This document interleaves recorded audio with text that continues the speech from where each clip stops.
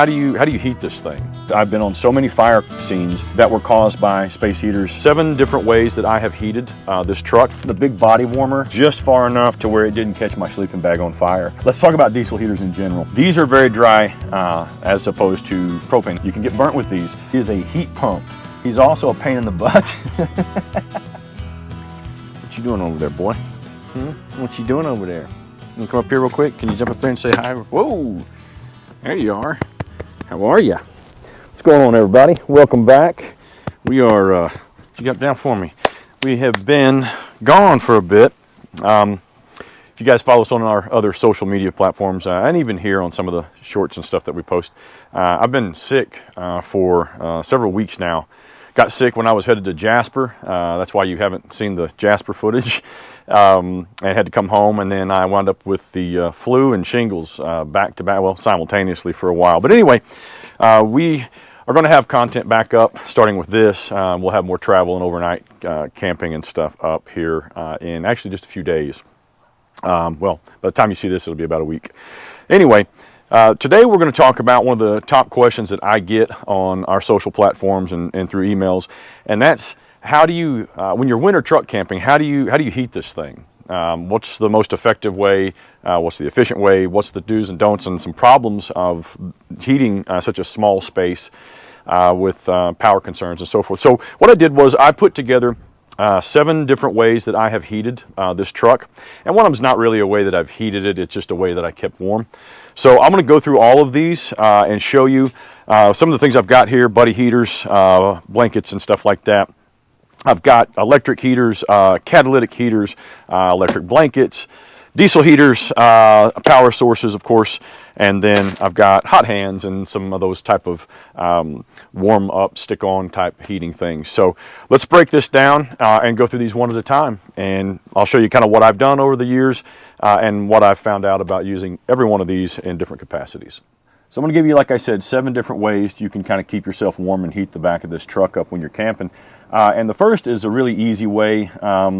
It's kind of getting, well, it can be an expensive way, and that's, if you guys can hear, the wind just picked up about 20 miles an hour. We may have to shut this all up and do this in here. Completely shut up. But anyway, we've got a bunch of storms rolling through here. This is going to get about 40 miles an hour. This wind is here just a little bit, so I may have to shut all this up. But anyway, and really do it to keep warm because it's cold as hell out here. One of the first ways that you can do this, guys, is it's not a very effective way. It's a kind of a last ditch thing. I keep these hot hands. The hand warmers you're probably used to. There's some toe warmers, plus and minuses on these. And then these right here, the big body warmer patches, I use those a lot I pass them out to my students and stuff. We train year round, and so when I'm out there, a lot of times we'll put those on between some layers to kind of keep us warm.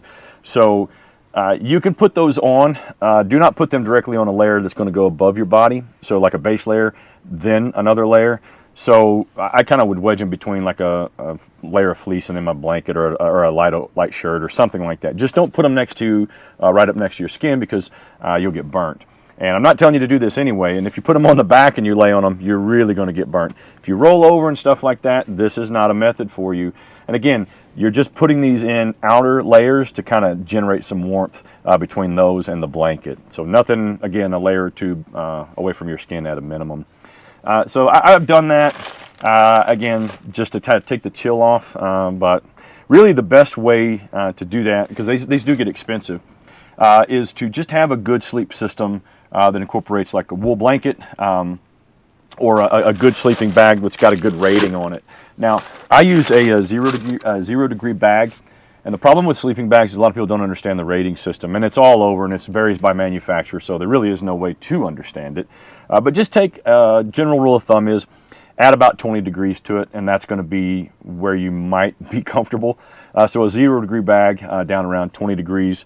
I've had it, again, if you're just outside in the elements, that's one thing, right? If you get the wind blowing on you and all that stuff. But when you're in here, you're generating heat, and it's kind of trapping it in a little bit and helping you out. So a 0 degree bag is kind of where I stay in here. And that's if I'm not using an external heat source, or I am. that is just kind of the bag that I keep in here. Now, I also substitute or kind of add to that with wool blankets that are getting wet right now.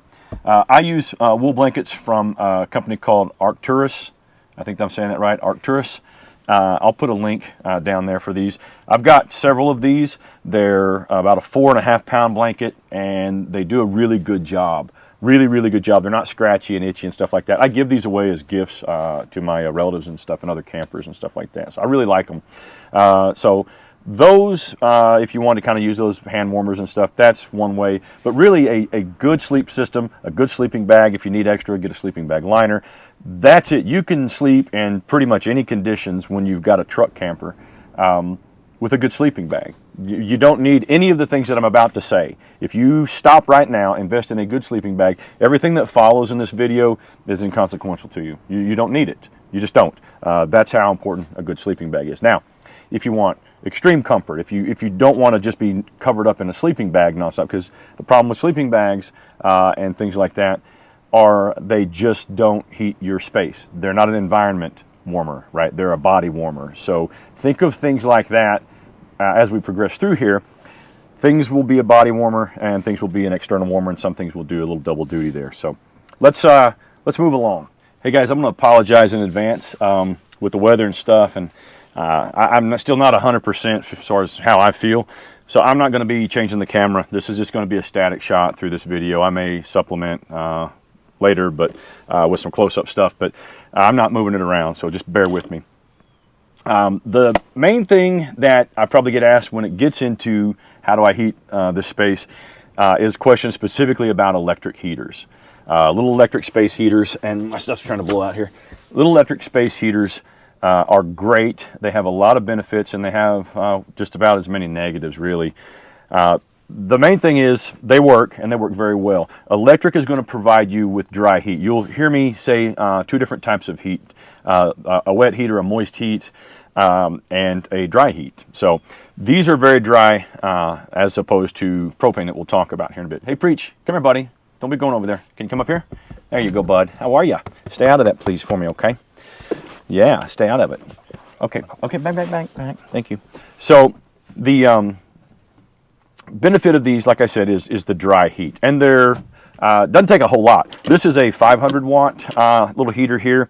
It's just got one setting, 500 watts, and this one is, I think it goes up to 1500, and it has a thermostat on it, so I can adjust it, set it for a thermostat level like you would your house, and it'll fluctuate on and off. This one fluctuates, but I don't really know why. It just does. But anyway, the problem with these, while they are very effective, they are vampires. They will suck power out.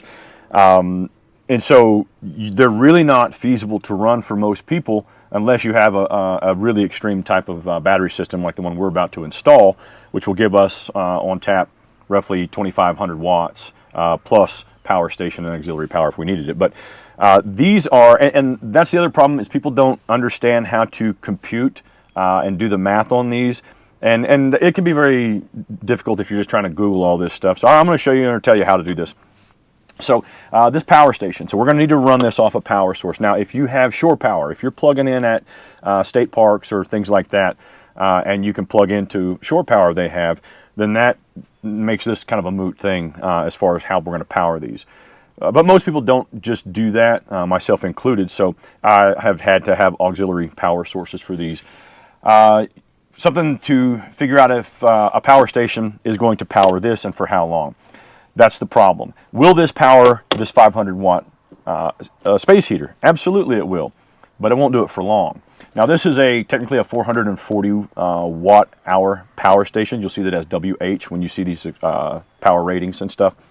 And so you'll see something like this says 500W. It's a 500 watt. Now it's going to pull 500 watts, and it's just going to basically the way to think of this is, whatever these ratings are, if you set this at 700 watts, or you set it at 1,000 watts, or you're using this one at 500 watts, at its peak, when it's putting out it's putting out maximum heat for that wattage, it's going to use that amount in the course of an hour. So think of this as a 500 watt drain for an hour. So I'm going to run this for an hour.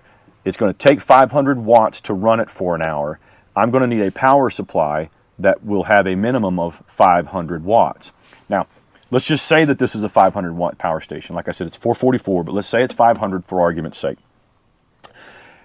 This power station at 500 watts would power this 500 watt space heater for an hour, and then this would be completely depleted. So it has 500 watt hours of power. That means that it's going to only be able to put out 500 in the course of that hour, and it's going to be gone. So you can see what I'm saying. You can run this, and you're going to get some heat off of it. Now, you're only going to get it for an hour. There's other things that factor into this. It's like cycling up on air conditioners and stuff like that. These things pull more power at startup. So it may be a 500 watt heater, but it may pull 650, 750 or more at startup. So just understand those will play into this. I would never really try to run these off of a 500 watt. I would run them off my 1000 watt. And I kind of look at that as a minimum. Again, you're not going to get any time out of these at all. You pull this 1000 watt one up, you're going to run a 1000 watt power station down in an hour. So that's the trade-off with these. They're very, very good at what they do, but they are not very efficient as far as the power consumption. That's about it. It does heat the environment, which is great. It does not contribute to condensation like propane does.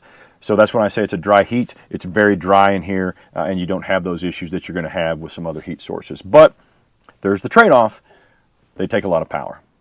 Man, my fingers are froze. Where'd that dog go? Preacher boy. Here. All right.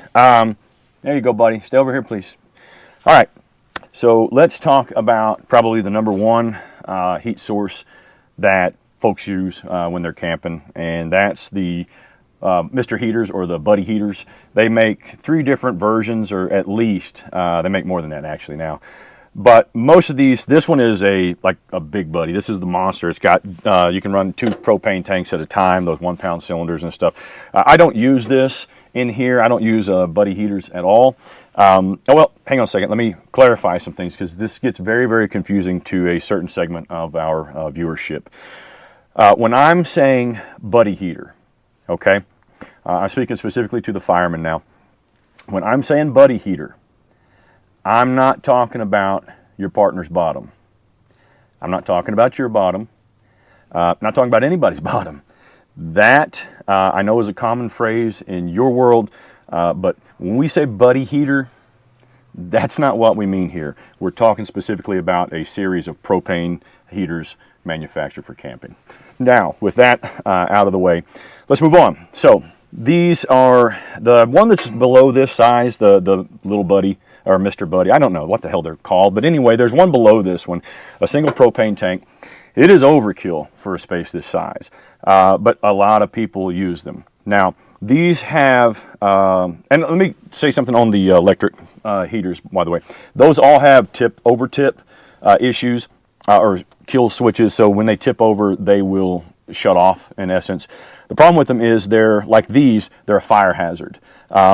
So these have a couple of other issues, but they both share with the electric space heater.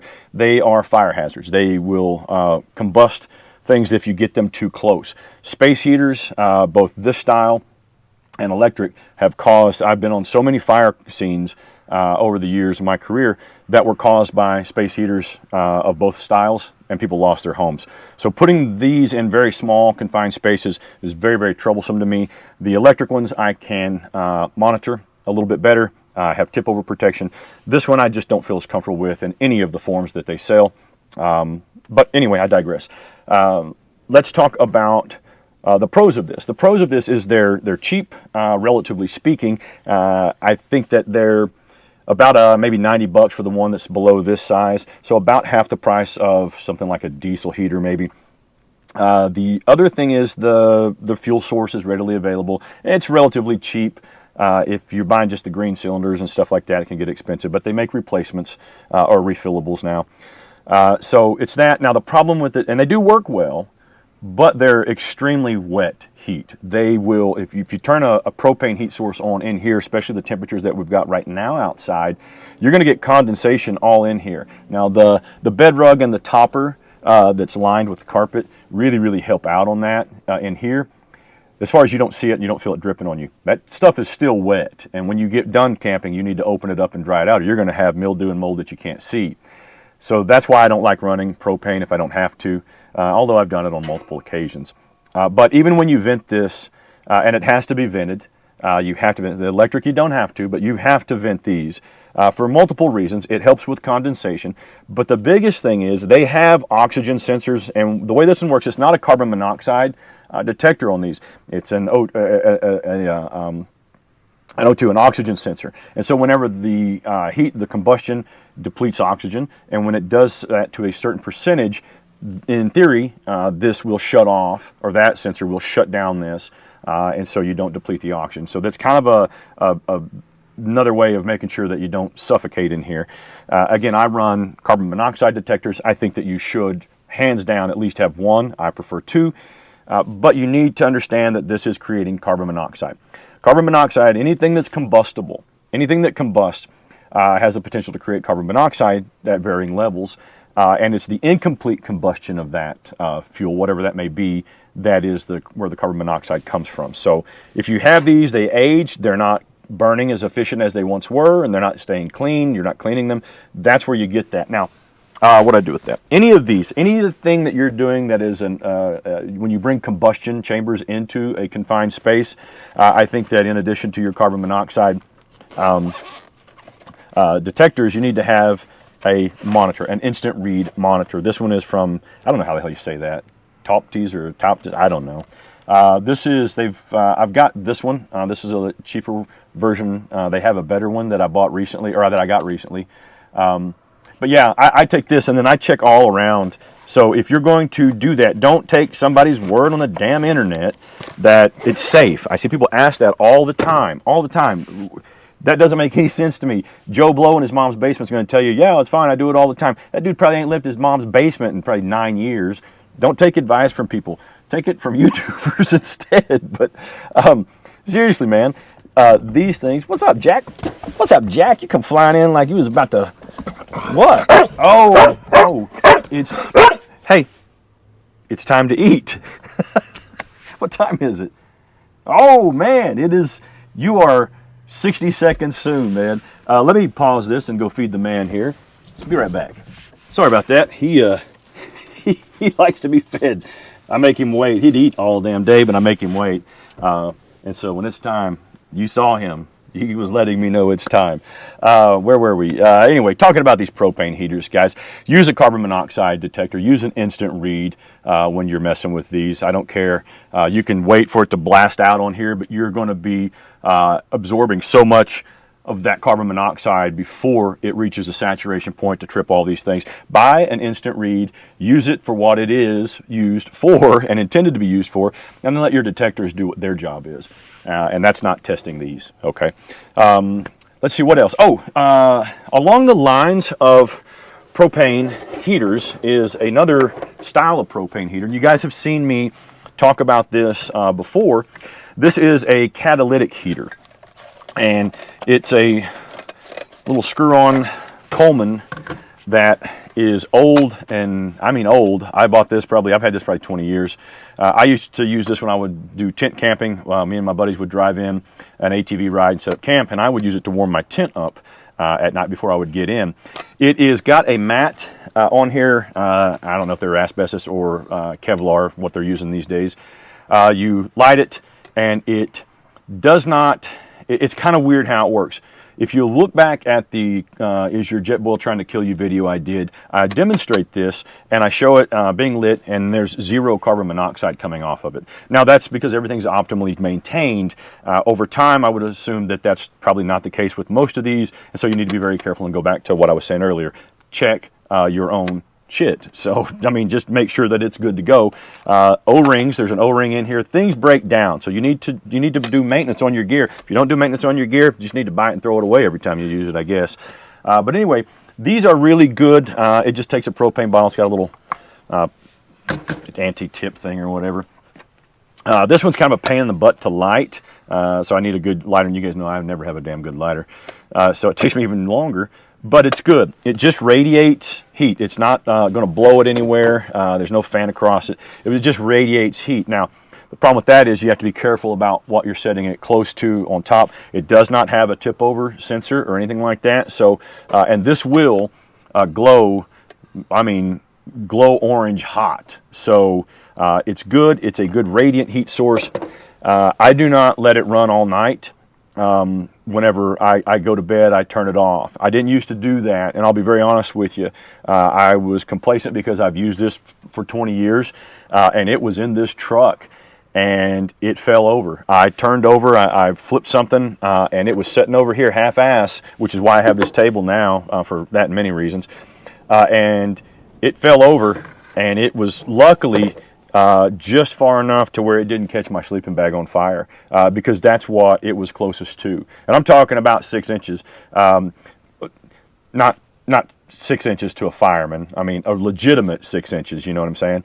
And just a, you know, like most men, just another inch. You know, and man, it had really been something. So, golly, get it out of the gutter, brother. All right. Oh, the other thing about catalytics is they're hard to find. They don't really make them anymore, and I think that was because they maybe killed some people or something. I don't know. I think there was an issue with them at some point. But they are, if you find them and you can maintain them and you know what you're doing with them, I think they're a good option. Again, something like this would be best for preheating the cab, and that's what I've done with this primarily. I would come in here, set it up, turn it on, let it kind of get the bed of the truck all warmed up, climb in, get my stuff all set up, and then turn it off, and then climb in my sleeping bag. That is a very good way to do it. But if, again, that one time I didn't, and man, it scared the hell out of me. So I just do not, I'm very safe whenever I mess with this, and do not get complacent. Do not get complacent. Let's see, what are we doing next? All right, so let's talk about electric blankets. A lot of people have questions about electric blankets, and see if I can help you out with them. So I did a deep dive about, I don't know, 8 months ago as I was getting prepared for winter. And I was looking for an electric blanket. And like everybody in truck camping or car camping or anything like that, I was needing one that kept me warm but didn't consume a lot of power. I didn't want one that had, a lot of these have automatic shutoffs where they're going to shut off in like 2 hours or something like that. You can set this one, and I didn't want it to shut off, excuse me, I got the hiccups, in the middle of the night. So anyway, I did a lot of research, and what I found was, at the time, and to the best of my knowledge anyway, the best blanket for truck camping. It has low power consumption, relatively speaking. It modulates on and off, so you can get it set, you don't have to worry about it. And it has an automatic shutoff that you can put up to, I think, 10 or 12 hours, so more than enough to get you through a night. Now, it's very soft and thick. You don't sleep on top of these. You have to be very careful about that. You can get burnt with these. And they're not really made and not recommended to be sleeping underneath all night. It's just a keep you warm type of thing. So I don't recommend you do it. But if you do it, you know, be smart about it. Put this on top of you, and then that's it, man. It really does a great job. I don't recall, I tested this, extensively when it came in, and I think that I was averaging about 13 to 17 watts an hour. It was only jumping up around 30 or 40. Again, it sets, there's, I think, 10 different settings on this one or something like that. But I think I was only getting, I think it was like 35, 37 watts when it would cycle up initially. But once it got modulated, I think I was averaging I think about 15 to 17 watts an hour, I believe. And I might be wrong on that, but I know that it was enough to where that little power station would take care of this. So I didn't have to have a big power station. That was the other thing I wanted when I was looking at this. I didn't want to burn through 1,000 watts a night or anything like that. So I can take this and run this off a small power station. And so it's really good. Again, I'll have a link to this in the bottom. But I think that if you're not worried about the environment being warm, if you just need to, you know, if you want to throw this, get in your sleeping bag, and you just want some external warmth, I mean, it's comforting, it is, then this is a good option for you if you have the power supply for it. Throw this on top of your sleeping bag, you know, and then you'll get that kind of heat radiating through there. But again, when you get out of the sleeping bag, this truck cab is going to be just cold as hell. So that's one thing. Now, you can layer a bunch of these. The next one, you're not going to have to mess with it. But for a lot of these that aren't heating the environment, you can substitute. So you can keep something like that catalytic heater in here. Or again, if you do the little buddy or Mr. Buddy or whatever it is, those types of things. And then, you know, kick them on right before, maybe 5 minutes or so before you get out of your sleeping bag if you need the warmth or something like that. So you can kind of tie 2 or 3 of these together to make your system work. I will just tell you that that's a lot of hassle. And I'm telling you that from somebody who's done it like 9 different ways from Sunday. I have pretty much layered and combined everything that you've seen up until this point to stay warm back here. And I'm not doing any of it right now. I'm talking about all this stuff to keep you warm, and my hands are frozen right now. This temperature has dropped at least 30 degrees, and the wind picked up 30 miles an hour out there, and I've got the back all opened up. But that's none of your concern, I suppose. But I'm telling you that because I know what I've talked about today because I've used all of these systems. So take that for what you think it's worth. But a lot of these are just stopgap measures. And so the next thing I'm going to show you is something that I just got into recently. And I don't like to say that you know, it's a game changer, but it drastically improves the quality of your trips whenever you're in very, very cold climates. And that's a diesel heater. So let me go grab that and I'll be right back. All right, so you guys, put that driver down there. You guys, if you follow this channel, have probably seen this or should have seen this here recently. This is a new diesel heater I got in a while back from a company called Briero. And let's talk about diesel heaters in general. They work very, very well. They are a good dry heat source. Your combustion chamber is outside. And when you think of diesel heaters, you can really just kind of think of them as like your house heating system, your HVAC unit. It's got combustion separate, and then fan drives that air through, and I'm kind of giving you the Reader's Digest version here. But combustion chamber's outside, the air gets heated out there and gets pumped in with a fan into a duct that you've got somewhere, hopefully rooted inside your in your cab here. And so that's it. They run off diesel fuel. They're as efficient as you set them up to be. I mean, they can be super efficient, or you can half-ass do it and they're not as efficient as they could be. And sometimes you want to not worry about that efficiency because they do put out so much heat that it can overwhelm an area.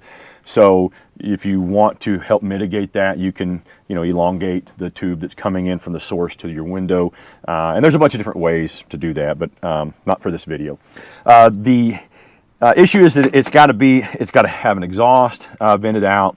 You have to be careful to make sure that you're not venting your exhaust back into where your fresh air is coming from. So there's just general rules of safety for anything that you're going to set up like this.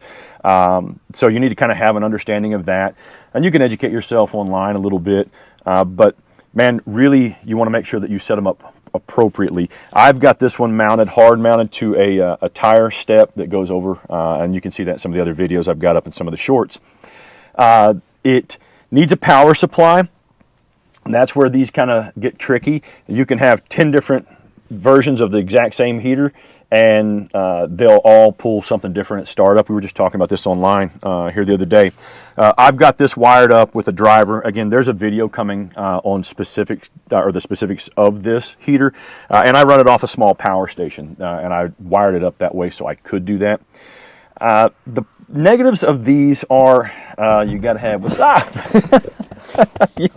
You're awful froggy today. People are going to be wanting, hey man, he wants to go inside and he wants to go play BALL, and I'm not going to do that right now. Hey, that ain't for you.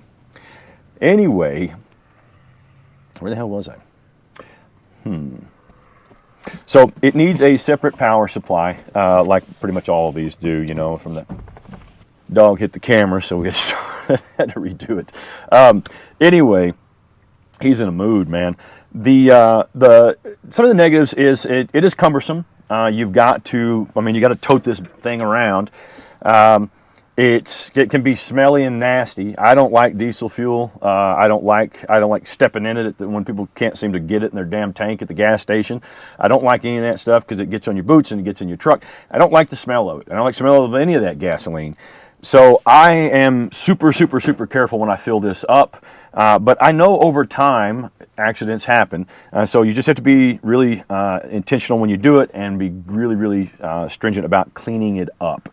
I do anyway. I just don't, because I transport it back here to and from, so I don't want it all. You're gonna just have to just relax, my friend. Just relax, bud. Get over here and stay for a second. You want to hop up here? Get up here and then calm your little butt down. Calm down. I've been sick and we haven't been doing anything, and he is wanting to go camping so bad. He stands by the truck every time we're outside, and he's mad that we're not on the road right now. I don't blame him. Anyway, guys, you got to carry fuel.